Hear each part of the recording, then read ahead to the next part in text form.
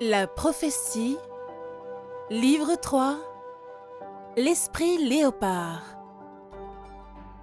Un livre autobiographique de Declan Rigne. Avec les voix de Claudine Abdelkader et d'Alexandre Michalak. Avertissement. Certaines scènes érotiques explicites se trouvent dans cette œuvre. L'écoute en est donc réservée à un public averti. N'hésitez pas à liker et à vous abonner pour être notifié de la suite. Maintenant, place à l'histoire. Chapitre 10. La danse de la pluie.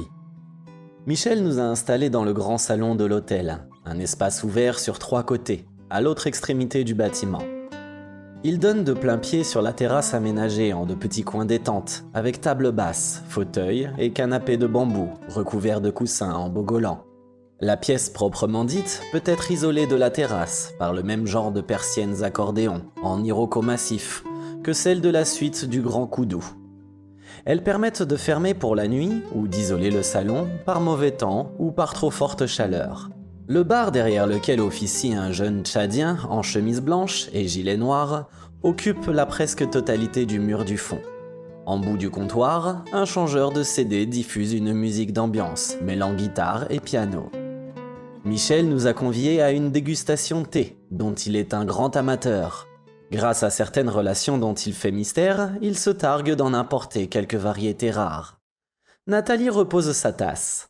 J'adore le thé, mais là, je dois dire que je suis bluffée. C'est absolument extraordinaire. Il y a des notes de vanille, de gingembre et une dominante que je ne peux identifier. Bravo Michel, certains amateurs tueraient père et mère pour connaître le secret de ce mélange. Sous son hâle, Michel en rougit presque. J'ai mis des années avant de trouver cet équilibre. Vous me confirmez que j'y suis parvenu. Sans trahir mon secret, je dirais que la nuance dominante que vous avez notée provient d'une décoction dont le dosage peut varier quelque peu, sans pour autant altérer le parfum de l'ensemble. Nathalie est plus qu'intriguée. Une décoction ? Dans le genre, je ne connais que le thé noir au masala. Je n'ignorais pas le goût de Nathalie pour le thé, je découvre une passionnée. Et vous dites qu'il est possible d'en varier le dosage sans pour cela en modifier le parfum ? C'est surprenant. Michel a l'air un peu embarrassé. Il est visible qu'il ne veut pas trop en dire. L'écorce que j'utilise pour la décoction est essentielle au parfum, mais ce n'est pas sa seule propriété. À très petite dose, comme celle que je viens d'utiliser, elle parfume et lie l'assemblage. Cependant, à partir d'une certaine quantité, on obtient un effet... comment dirais-je ? Oui, c'est ça, un effet euphorisant, auquel succède un sentiment de bien-être exceptionnel. Ça vaut largement tous les anxiolytiques et antidépresseurs de la pharmacopée occidentale, les effets secondaires en moins. Sourire de Nathalie. Vous devriez faire breveter votre mélange, vous feriez fortune. Moue désapprobatrice de Michel. En Afrique, de même qu'on ne peut vendre l'eau que l'on boit ou l'air que l'on respire, on ne peut davantage s'enrichir avec les plantes dont l'usage s'est transmis de génération en génération, depuis la nuit des temps. On peut seulement se rémunérer sur le travail de récolte et de séchage. Le sourire de Nathalie s'accentue. Elle est redoutable. C'est donc une plante africaine. Tout sautement de Michel. J'en ai déjà trop dit. Parce que mal utilisée et surdosée, cette décoction peut être dangereuse pour des personnes ayant certains problèmes de santé. D'autant que la teneur en principe actif de cette écorce est très variable d'un arbre à l'autre, suivant son âge. Il faut donc bien connaître cette espèce. Pour un non-initié au secret de la pharmacopée africaine, il n'y a aucun moyen d'être certain de la dose ingérée quand on la consomme sous cette forme. C'est pourquoi, en dehors de la boisson que vous venez de déguster, où j'en utilise très peu, et qui n'a donc aucun effet secondaire, pour un usage médical, je préfère n'employer que le principe actif pur. C'est la seule façon d'en mesurer précisément le dosage. Comme toute femme curieuse qui veut absolument savoir, Nathalie fronce les sourcils. Bien que ce ne soit pas du tout mon domaine, vous avez piqué ma curiosité. De quel usage médical parlez-vous ? Vous ne pouvez vraiment pas m'en dire davantage ? Qui pourrait résister au charme de Nathalie ? Pas plus Michel qu'un autre. Mais il reste tout de même prudent. D'accord. Sur une cure de long terme, le principe actif de cette écorce permet de lutter très efficacement contre des états dépressifs ou d'anxiété, à raison d'une seule prise, une fois par semaine, pendant 4 ou 5 mois. Ceci, bien sûr, à la condition expresse qu'il y ait très rapidement rupture avec l'environnement à l'origine des troubles. Le principe actif peut être extrait de façon très simple. Il suffit de réduire lentement la décoction pour au final obtenir une poudre orangée sans odeur ni saveur, dont on peut alors mesurer le dosage précis. Je me permets d'intervenir dans le débat. Est-ce aussi un hallucinogène? Le sourire de Michel est énigmatique. L'écorce n'est hallucinogène que lorsqu'elle est fumée, usage réservé aux sorciers et aux initiés. Sous forme de poudre strictement dosée, je préfère parler d'euphorisant, qui modifie plus ou moins les perceptions des 5 sens. Nathalie est littéralement dévorée de curiosité. Vous me certifiez qu'il n'y a aucune addiction et aucun effet secondaire. Mais est-ce bien légal? Michel lui répond avec son grand sourire charmeur. Ce qu'il y a de plus légal, en tout cas dans toute l'Afrique centrale, où cette écorce fait partie de la vie quotidienne. Vous voulez dire que tout le monde en consomme? Oui, les gens vont la récolter en brousse et la font ensuite sécher. Le seul truc est que, tout comme la poudre dont il faut connaître les dosages précis, il faut bien savoir la préparer en fonction des effets désirés. Nathalie insiste. Donc cette écorce peut aussi être toxique. Là, Michel rit franchement. À très forte dose, sans aucun doute. Tout autant que si vous ingurgitiez toute une bouteille de whisky. Au lieu de l'effet euphorisant de l'alcool, vous obtiendrez un coma éthylique, dont vous risqueriez fort de ne pas vous remettre. Michel nous propose une autre tasse de thé et Nathalie accepte en plaisantant. Je veux bien, mais êtes-vous certain que je ne verrai pas d'éléphant rose dans 5 minutes? Tout le monde rit, mais tout comme Nathalie, j'ai bien noté l'échange de regards complices entre Sylvie et Bertrand. Je ne sais pourquoi, mais je suis tout à coup persuadé qu'ils en savent tout autant que Michel sur l'écorce et la poudre orange. Le soleil se couche. Dans une demi-heure, il fera nuit. Michel, qui, depuis un instant, semblait préoccupé et s'était éloigné au bout de la terrasse, revient vers nous. Je crois bien que ça va être une sacrée pluie. J'ai rarement vu l'horizon aussi noir. Il vient s'asseoir près de moi. Bon, revenons au pisteur dont tu m'as parlé au téléphone. Si j'ai bien compris, il s'agit de traquer un léopard que vous avez aperçu il y a 2 jours, pas loin de la piste, juste un peu avant les roches noires. Sauf que je dois quand même vous le rappeler, la chasse au léopard est interdite. C'est Nathalie qui lui répond. Elle lui explique que nous n'avons pas du tout l'intention de chasser ce léopard, mais seulement de lui amener un cadeau. Les yeux ronds de Michel témoignent de sa surprise. Un cadeau? À un léopard? Oui, je vais vous expliquer. Omettant sa pause pipi, Nathalie lui raconte notre rencontre avec le fauve, lui parle de ses rêves et des conseils du docteur Ndom. Sylvie et Bertrand connaissent l'essentiel de l'histoire, mais ils en découvrent les détails et son côté onirique. Le plus étrange dans tout cela, c'est qu'au fur et à mesure du déroulé du récit, personne ne manifeste le moindre étonnement ou la moindre incrédulité. En définitive, la personne la plus surprise est Nathalie elle-même, qui ne s'attendait vraiment pas à l'absence de réaction de son auditoire. Elle en fait la remarque à Michel. Que je doive apporter un présent au léopard vous a étonné. Par contre, maintenant que vous en connaissez les raisons, tout cela semble vous paraître normal. Le sourire carnassier habituel de Michel a fait place à un masque d'une étonnante sérénité. Pour un personnage aussi démonstratif, le contraste est total et plus que surprenant. Vous savez, Nathalie, cela va faire 20 ans que j'ai débarqué de ma bonne ville de Lyon pour m'installer en Afrique. Du Congo au Gabon, en passant par le Cameroun et la Centrafrique. J'ai fini par m'ancrer définitivement à Sanara. Si les rares fois où je suis rentré en France, j'avais évoqué ne serait-ce que le 100e d'histoire de ce genre, personnellement vécu ou rapporté par des personnes dignes de foi comme vous ou Patrice Ndom, bref, si j'y avais fait la moindre allusion, on m'aurait immédiatement passé la camisole de force et je n'aurais pas eu le plaisir de vous rencontrer. À moins que vous n'ayez l'habitude de fréquenter les hôpitaux psychiatriques. Nathalie en bafouille. Alors, vous me croyez sans penser un instant que je puisse fabuler ou que je sois accro au LSD? La réponse de Michel, tout en galanterie, est sans ambiguïté. Aussi sûrement que j'ai le plaisir d'être en compagnie de 2 jolies femmes et de mes meilleurs amis. Je lui fais un petit clin d'œil et lui demande. Penses-tu qu'il te sera possible de trouver un pisteur rapidement? Car nous partons lundi sur le Cameroun et chaque jour qui passe efface la trace. Michel prend le temps de réfléchir. Tu as raison, et avec les pluies qui arrivent, il ne faut pas traîner. J'ai le gars qu'il vous faut, Soulengar. Tu le connais, Jean. Il n'est plus tout jeune, et c'est ce qui le qualifie pour ce travail. Il faut beaucoup d'expérience pour prendre une traque, 3 jours après avoir croisé l'animal. Je lui précise. Bien sûr, j'irai avec Nathalie pour sa sécurité, mais je resterai à distance et... Michel m'interrompt. Je sais que tu tires vite et bien, mais il vous faut quelqu'un d'autre qui soit aussi bon tireur que toi. Si l'animal charge, vous ne serez pas trop de deux pour le stopper.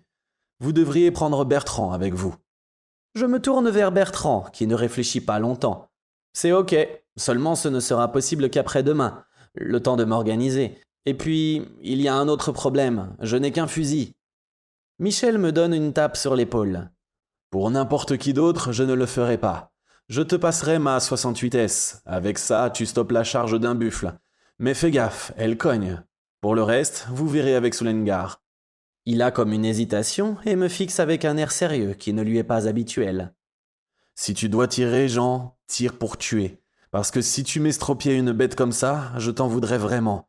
En cas de pépin, tire le premier. Bertrand te doublera. Il rit, un rire un peu contraint. Mais bon, si cette bête est ce que nous dit Nathalie, et je la crois, il la reconnaîtra et vous n'aurez rien à craindre. Donc, je mets ça en place pour après-demain. Je dirai à Soulengar que vous passerez le prendre chez lui au lever du soleil. Tu connais, Jean, c'est le village juste après la station 6. Nathalie prend la main de Bertrand, comme pour le rassurer. Merci, Bertrand. Mais vous verrez, je suis certaine qu'il ne nous fera aucun mal et que vous n'aurez pas à tirer. Un léger courant d'air balaie le grand salon, faisant dresser la tête à Michel. Tiens, je crains que la pluie n'arrive plus vite que prévu. Il se lève, fait quelques pas, et jette de nouveau un coup d'œil à l'extérieur. La barre noire qui fermait l'horizon s'est considérablement rapprochée, et dehors, dans le parc, les feuilles des eucalyptus commencent à bruire sous l'effet du vent qui se lève. Michel revient vers nous. Je crois que j'avais sous-estimé l'importance de ce qui va nous tomber dessus, dans moins d'1 heure. Il fait un signe au barman qui quitte son comptoir pour s'approcher. Gardard, tu vas rentrer chez toi. Tu préviens tous les autres qu'ils doivent partir aussi. Dis aux cuisines qu'ils peuvent y aller, je surveillerai le méchoui. Ah, et n'oublie pas de dire à Sonko qu'il peut prendre le tractopelle, vous en aurez besoin. Le jeune homme s'incline et fait un pas vers les fenêtres. Laisse, Gardard, on va s'en occuper. Comme le barman tourne les talons après l'avoir remercié, Michel nous fait signe. Excusez-moi de vous mettre à contribution, je vous laisse le soin de mettre le mobilier de la terrasse à l'abri, de fermer les persiennes et ensuite les baies. Il faut que j'aille en cuisine. Ils doivent m'attendre pour partir. Je vais en avoir pour une petite heure. Ce serait dommage de laisser perdre un si bel agneau. Il fait 3 pas puis se retourne. Bertrand, tu connais pour le rangement de la terrasse. Après, tu leur fais les honneurs du bar. Servez-vous ce que vous voulez. Faites comme chez vous. À tout à l'heure. Et il s'éloigne en grandes enjambées en direction des cuisines. Sous la houlette de Bertrand, nous ne mettons pas plus de 10 minutes à mettre le mobilier de la terrasse à l'abri et à fermer persiennes et baies vitrées. Il fait presque nuit lorsque nous reprenons place dans nos fauteuils autour de la table. Bertrand disparaît un instant derrière le comptoir et revient avec une bouteille tout embuée et 4 verres. J'ai trouvé du tangawizi, on va se faire un super apéro. Michel le prépare à la perfection. Air intrigué de Nathalie qui m'interroge du regard. Du tangawizi? Qu'est-ce que c'est? Je te laisse le soin de goûter et de deviner. Il verse à chacun la valeur d'un demi-verre à whisky et lève le sien pour porter un toast. À notre hôte! L'air prudent, Nathalie goûte du bout des lèvres. Le sourire qui suit se passe de commentaires. Mais c'est délicieux! C'est du gingembre, non? Bertrand, qui a bu à son tour, confirme. Ravi que ça te plaise. Oui, c'est une boisson originaire du Congo, à base de jus de gingembre. Mais Michel y ajoute quelques ingrédients qui adoucissent légèrement le piquant. Regard coquin de Nathalie dans ma direction. Ça me rappelle quelque chose. En plus frais. Elle s'adresse de nouveau à Bertrand. C'est assez concentré. Si, comme on le dit, le gingembre est aphrodisiaque, la nuit risque d'être mouvementée. Rire de Sylvie qui précise. En matière de boissons aphrodisiaques, ce n'est vraiment rien à côté de la potion magique de Michel. Chacun vide son verre, Nathalie repose le sien. Ok, par euphorisant, il fallait donc entendre aphrodisiaque. Décidément, Michel est un spécialiste dans ce domaine. À son tour, Bertrand pose son verre. Très certainement, mais c'est surtout un homme au grand cœur, et de plus très sensible. À ces mots, Sylvie ne peut masquer son émotion. Oui, et nous lui devons beaucoup. Nous ne le remercierons jamais assez. Elle se tourne vers Bertrand. Raconte-leur, toi. Moi, je serai capable de me mettre à pleurer. Bertrand lui prend son verre des mains, le pose sur la table, et lui fait un bisou sur le bout des doigts. On vous en a déjà parlé lorsque vous êtes venu dîner à la maison. C'est par rapport à la maltraitance dont nous avons été victimes au retour de nos derniers congés. Vous savez, notre nuit avec ce couple de jeunes coopérants. Vous vous souvenez ? Nathalie lui adresse un sourire plein de tendresse. Comment oublier une si belle, mais aussi triste histoire ? Bertrand lui rend son sourire. Merci Nathalie, mais ce que nous ne vous avions pas dit, c'est que 15 jours après, Sylvie est tombée en dépression. Mon Dieu! Oui, au point que Patrice l'a arrêtée une semaine et voulait lui prescrire des antidépresseurs. J'ai mieux résisté qu'elle, mais je n'étais pas non plus en très bon état. Et puis, le dimanche suivant, en début d'après-midi, Michel est passé nous voir. Il savait que nous étions rentrés et, s'étonnant de n'avoir aucune nouvelle, s'était renseigné et avait appris que Sylvie n'était pas bien. En homme habitué à prendre des décisions en une fraction de seconde, il a très vite évalué la situation et il m'a dit « Ça a l'air sérieux, mais ne t'inquiète pas, j'ai ce qu'il vous faut ». Il a mis moins d'1 heure pour faire l'aller-retour et quand il est revenu, il nous a préparé un bol de rooibos dans lequel il a mis une dosette de sa poudre d'écorce.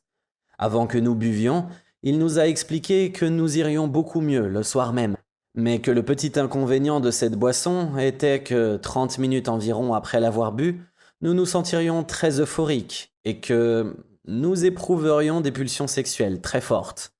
Il avait rajouté en riant « Rassurez-vous, je vais aller faire un tour, je reviendrai dans 2 heures. D'ici là, je pense que vous serez calmés. » Rire de Nathalie qu'elle tente en vain d'étouffer. 2 heures ? Diable ! À mi-chemin entre la gêne et le rire, Sylvie réplique. Ne te moque pas, ça a bien duré 2 heures. On était comme des fous. Là, c'est moi qui m'esclaffe. Comme des fous, pendant 2 heures, pour 2 personnes en pleine déprime ? C'est quoi ce truc ? De la nitro ou alors la potion magique de Panoramix ? Réaction souriante de Sylvie. Quand Michel est revenu, nous étions encore dans un état euphorique, comme si nous avions un peu trop bu. À un point tel que, sans m'en rendre compte, je disais n'importe quoi. Nathalie a toujours été curieuse. N'importe quoi ? Quoi par exemple ? Sans hésiter, Sylvie répond. Sans la moindre honte, j'ai dit à Michel, on a baisé comme des malades. Je suis sûr que le rire de Nathalie s'entend jusqu'à Paris. Elle a du mal à se reprendre, surtout avec une Sylvie qui, à son tour, part en fou rire. Nathalie demande. Et comment Michel a-t-il réagi ? C'est Bertrand qui répond. En nous disant qu'au cas où, il voulait bien être le parrain. Il poursuit. Michel est resté avec nous jusqu'au soir, le temps de s'assurer que notre état euphorique se dissipait. On s'est fait une terrine de pintade et il nous a quittés vers 22 heures. Nathalie est redevenue sérieuse. Et vous, comment ça s'est passé ensuite ? Le sourire de Sylvie, vos réponses. Super bien, heureux, calme et détendu, pour la première fois depuis 15 jours. On a dormi comme des bébés. Le lendemain, on a reçu un petit paquet avec une lettre de la part de Michel. C'était une boîte de 20 sachets de poudre avec le mode d'emploi.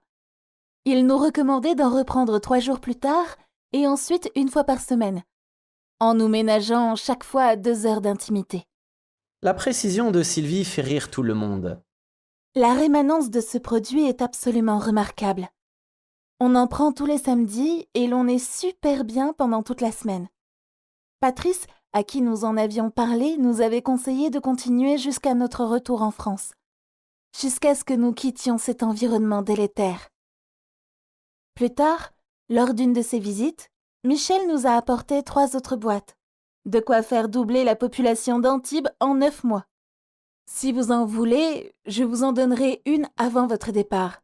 Ça vous fera 20 doses pour 2 à prendre diluées dans une boisson chaude autre que le thé et le café qui potentialise l'effet aphrodisiaque. Avec ça, Vous aurez de quoi rester zen pendant 5 à 6 mois. Fini le stress parisien. Le seul inconvénient de ce truc, c'est qu'il faut avoir un partenaire sous la main pendant les 2 heures qui suivent. C'est pas cool pour les célibataires. En riant, Sylvie boit la dernière gorgée de Tangawizi qui restait dans son verre. En résumé, c'est grâce à Michel si nous avons pu récupérer de ce lynchage social. Et il ne se passe pas une semaine sans qu'il ne prenne de nos nouvelles, même lors de ses déplacements en Centrafrique. C'est vraiment un amour. Je ne peux m'empêcher de demander. Tu n'as vraiment pas peur qu'il y ait dépendance? Comme une drogue, quoi. Bertrand se penche vers moi. Non, Michel en prend depuis 20 ans, et le seul effet pérenne qu'il a constaté est d'avoir gardé une forme physique exceptionnelle. Pour l'avoir suivi à la chasse en brousse, je confirme, il épuiserait un marathonien. C'est à ce moment que Michel réapparaît. Personne ne l'avait entendu venir, tout le monde se fige. Il y avait de l'ambiance, j'entendais vos rires depuis les cuisines. Mais pourquoi me regarder comme ça? Vous avez de vraies mines de conspirateurs. De quoi parliez-vous? Sylvie fait une drôle de mimique avec sa bouche, qu'elle tord sur le côté. Mais de qui veux-tu? De toi, voyons. En bien, j'espère. C'est Bertrand qui lui répond. Tu ne sais pas à quel point. Le guide de chasse s'est métamorphosé en cuisinier, ou du moins en a-t-il les attributs. Un tablier blanc noué autour de la taille, et un grand torchon dans la main droite. Ok, merci à tous, mais j'apprécierais davantage votre aide plutôt que des louanges. Je me permets de vous rappeler que pour des raisons liées à la dégradation de la météo, nous n'avons plus de personnel. Mesdames, pourriez-vous mettre la table? Avec Bertrand, on va découper le méchoui. Tandis que Bertrand et le chef disparaissent vers les cuisines, Sylvie prend Nathalie par la main. Viens, je vais te montrer. Et Jean, je t'embauche aussi. Un quart d'heure plus tard, tout le monde se retrouve attablé devant un immense plat en terre cuite, où morceaux d'agneau rôtis et légumes divers, disposés en étoiles, garnissent une semoule si fine qu'elle en paraît impalpable. Michel fait le service avec une dextérité dénotant une longue pratique. La façon dont il compose chaque assiette est digne d'un tableau de maître. Nathalie est fascinée. À voir la maîtrise avec laquelle vous dressez ces assiettes, je suis prête à prendre le pari que vous êtes, sinon le créateur, à tout le moins le gardien de la recette. C'est Bertrand qui se charge du vin, un gris des sables de Camargue, en parfaite harmonie avec le plat proposé. Michel trinque avec chacun des convives. Bon appétit à tous et à l'amitié. Le bruit des verres qui tintent se confond avec le chorus. À l'amitié! Et ce sont les premières bouchées dans un silence religieux auquel succèdent très vite des exclamations de plaisir et de félicitations. Chacun y va de son appréciation sur le parfum et la finesse de la viande, qui font littéralement dans la bouche. Nathalie a encore les yeux fermés sur les saveurs de la dernière bouchée. Jesus! Je n'ai jamais mangé une viande aussi fondante et aussi parfumée. Michel nous confie d'où lui vient la recette, tout droit d'un restaurant parisien de l'île de la Cité, tenu par un de ses amis Touaregs. C'est la recette classique du couscous saharien dans laquelle la semoule et les légumes sont cuits à l'intérieur de l'agneau. Depuis que je connais Nathalie, je l'ai toujours vue faire honneur au plat, mais c'est la première fois que je la vois manger avec un plaisir quasi animal. On sent qu'il ne faudrait pas grand-chose pour qu'elle s'autorise à y mettre les doigts, rien que pour pouvoir les lécher. Avec ce que nous avons mangé, il ne devrait logiquement pas rester de place pour le dessert. Mais Michel, qui s'est éclipsé un instant, revient avec un somptueux sorbet aux fruits de la passion. Nathalie la gourmande s'en délecte déjà. Ce sont des fruits de la région? De mon verger, pour être précis, cueillis de ce matin. Décidément, l'Afrique a fait perdre à Nathalie toutes ses bonnes manières, à moins que ce ne soit la gourmandise. Servie la première, elle ne peut résister à la tentation de goûter à son sorbet, avant même que le service ne soit terminé. Ses yeux brillent. Tout à l'heure, je disais à John que cet endroit était un coin de paradis. J'étais dans l'erreur. C'est le paradis. Comme pour le méchoui, le silence de la dégustation de ce sorbet du paradis n'est troublé que par le bruissement du vent qui semble avoir forci. C'est Nathalie qui interrompt le recueillement. Savez-vous, Michel, ce qui serait parfait? L'interpellé fait mine d'être surpris par la question. Non, dites-moi. Une tasse de votre potion magique. mais en version light. Il faudra avoir les idées claires pour conduire au retour. C'est comme si c'était fait. Aidez-moi juste à débarrasser. Tout le monde s'active et en un tournement, la table est desservie. Avant de disparaître vers les cuisines avec la desserte roulante, Michel nous invite à nous installer dans les fauteuils près du bar. Il revient 10 minutes plus tard avec un plateau garni d'une théière et de 5 tasses. Mimant une appréhension qui fait sourire tout le monde, Nathalie s'inquiète. J'espère que vous avez eu la main légère. Je ne voudrais pas que d'ici une demi-heure, ma réputation soit irrémédiablement compromise. Michel lui tend la tasse qu'il vient de remplir. Soyez sans inquiétude, avec ce dosage, vous ne ressentirez qu'une légère euphorie. Et cette nuit, vous dormirez comme un bébé. La conversation s'engage sur les mérites comparés des plantes médicinales et des produits commercialisés par les laboratoires pharmaceutiques, dont la seule préoccupation est la santé de leur cours de bourse. Sa dernière gorgée de thé avalée, Michel se fige brusquement. Le bruissement du vent qui s'était renforcé cesse d'un seul coup. Ce silence soudain est impressionnant. Notre hôte repose sa tasse. Oh oh, ça va danser. Nathalie n'a pas le temps d'ouvrir la bouche qu'un grondement terrifiant, ressemblant à la charge d'un troupeau de gnous et le piétinement de leurs milliers de sabots, s'abat sur nous. La tornade est si puissante qu'elle fait craquer la charpente du bâtiment. Le grondement s'est changé en hurlement, celui d'un vent si violent qu'il semble capable de balayer hommes, arbres et bêtes comme des fétus de paille.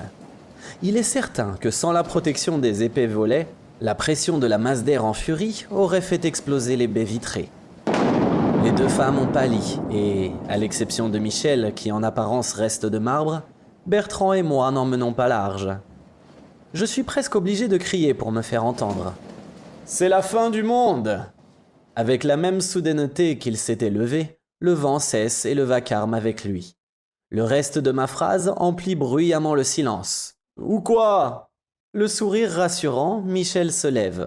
« Dans 30 secondes, ce sera le déluge. Aidez-moi à ouvrir les baies et les volets, ça vaut le coup d'œil. » À l'instant où le dernier volet est rabattu et fixé, un trait de feu déchire la nuit, et la lumière s'éteint en même temps qu'un craquement titanesque fait trembler tout le bâtiment.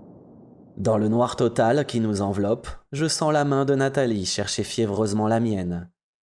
La voix de Michel se veut apaisante. Pas d'inquiétude, le groupe va prendre le relais. À la seconde même où Michel finit sa phrase, deux choses se produisent simultanément. Toutes les lumières se rallument, puis, sans que la moindre goutte annonciatrice les laisse présager, le déluge s'abat sur nous, ponctué d'un autre éclair aussi gigantesque que le premier. L'odeur de terre mouillée et le piquant de l'ozone se confondent instantanément. D'autres éclairs se succèdent sans arrêt, illuminant la nuit de lueurs stroboscopiques. À cet instant, le changeur de CD se remet en marche. Le roulement de la pluie couvre presque les premières notes du boléro de Ravel. Cependant, Nathalie reconnaît instantanément la mélopée qu'elle interprétait à quatre mains avec Gabriel il n'y a pas si longtemps. Elle lâche ma main et s'avance sur la terrasse. Sylvie, à laquelle elle a fait signe de la suivre, lui emboîte le pas. Personne, pas même moi, qui pourtant connais sa spontanéité, ne s'attend à ce qui va suivre. Quelques mots de concertation entre les deux femmes, puis avec des gestes fluides et précis, et un synchronisme quasi parfait, elles abaissent le zip de leur robe. Un gracieux mouvement des épaules et des hanches, et le tissu glisse à leurs pieds. Elles sont en sous-vêtements, et avant que quiconque n'ait pu réagir, se débarrassent de leurs chaussures, et se tenant la main, descendent les marches de la terrasse pour s'avancer sous la pluie. Instantanément trempées, leurs si jolies coiffures sont totalement ruinées en une fraction de seconde. La pluie crépite et leur fouette le corps, plaquant sur leur peau les fins sous-vêtements de coton blanc. Si fins qu'ils en deviennent très vite transparents. Seraient-elles nues que l'on n'en verrait pas davantage ? Dans un geste lent et harmonieux, Nathalie se dresse sur la pointe des pieds, laisse aller sa tête en arrière et lève lentement les bras. Cambrant les reins, on jurerait qu'elle offre son corps à la pluie et aux éclairs. Elle esquisse un pas, puis deux. Un autre encore et, prenant Sylvie par la main, l'entraîne avec elle au rythme lancinant du boléro. Michel a le bon réflexe. En un geste, il monte le son et allume l'éclairage de la terrasse. Les deux femmes dansent sous la pluie en pleine lumière. Elles sont belles à couper le souffle. Leur quasi-nudité est totalement sublimée. Il n'y a plus que la beauté de la danse et les petites étincelles de lumière des gouttes de pluie qui rebondissent sur leur corps. Elles glissent et tournent lentement, se cambrent et se redressent. On croirait une danse sacrée. Je ne sais si d'ordinaire Sylvie est bonne danseuse, mais tout comme pour moi à Barbizon, le miracle s'accomplit. Il a suffi que Nathalie l'enlace pour qu'instantanément, elle soit en rythme avec elle, épousant chacun de ses mouvements. Tout comme la musique, Nathalie a la danse dans le sang, et tel terpsichore ferait d'un bancal un danseur étoile. Bertrand me le confirme, s'approchant de mon oreille pour se faire entendre sans troubler le spectacle. Magnifique! Je n'ai jamais vu Sylvie danser comme ça. Le boléro s'achève crescendo et le mode aléatoire du lecteur de CD nous fait instantanément changer d'univers. Claires et nettes, les premières notes cristallines de Zorba le grec se détachent nettement sur le crépitement de la pluie. Comme dans une sorte de transe musicale, Nathalie prend la main de Sylvie, la pose sur son épaule et fait de même de son côté. Débute alors le sirtaki le plus sensuel que je n'ai jamais vu. Liées telles des siamoises, chacun de leurs gestes est millimétré en parfaite synchronisation avec celui de la partenaire. Les genoux qui fléchissent et le gracieux balancement de la jambe, lançant le pied en avant puis se posant au sol. Et de nouveau, le même geste qui se répète, tandis que les deux jeunes femmes glissent sur le côté d'un seul et même mouvement. C'est à peine si leurs pieds effleurent le sol, que l'on ne voit d'ailleurs plus, tant la pluie est dense. L'illusion est telle que l'on croirait qu'elles dansent sur l'eau. La pluie doit être fraîche, car leur corps échauffé par la danse commence à fumer, ce qui rajoute au caractère irréel de la scène. Je regarde Bertrand et Michel, tout comme moi, ils ont l'air terriblement émus, tant le tableau vivant que les deux jeunes femmes composent est d'une beauté magique. Le rythme s'accélère, tout d'abord imperceptiblement, puis de plus en plus vite. C'est à couper le souffle, surréaliste. Elles ne dansent plus, elles volent comme deux elfes. Et si à cet instant, un Africain les apercevait, je suis certain qu'il jurerait avoir vu les esprits de deux femmes blanches danser sous la pluie.